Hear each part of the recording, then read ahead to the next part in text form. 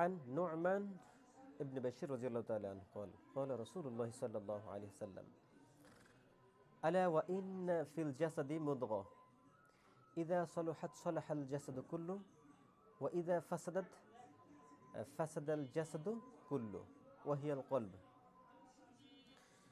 Numan ইবনে বাশির রাদিয়াল্লাহু তাআলা আনহু থেকে বর্ণনা, তিনি বলেন রাসূলুল্লাহ সাল্লাল্লাহু আলাইহি ওয়াসাল্লাম বলেছেন, শরীরের মধ্যে একটি মাংসের টুকরা রয়েছে, যেটি ঠিক থাকলে গোটা শরীরই ঠিক থাকে, আর যেটি খারাপ হয়ে গেলে গোটা শরীর খারাপ হয়ে যায়।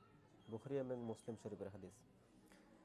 কাজেই এই কলবটা যদি আপনার সুস্থ থাকে তাহলে আপনার গোটা শরীর সুস্থ থাকবে, অসুস্থ হয়ে গেলে পুরা শরীর অসুস্থ হয়ে যাবে। এটা যদি আপনার ইমানদার হয়, তাহলে এরা যদি পরিশুদ্ধ হয়, পবিত্র হয়, তাহলে সমস্ত কাজগুলো পবিত্র হবে, কোনো নাফাক আপনাকে স্পর্শ করবে না।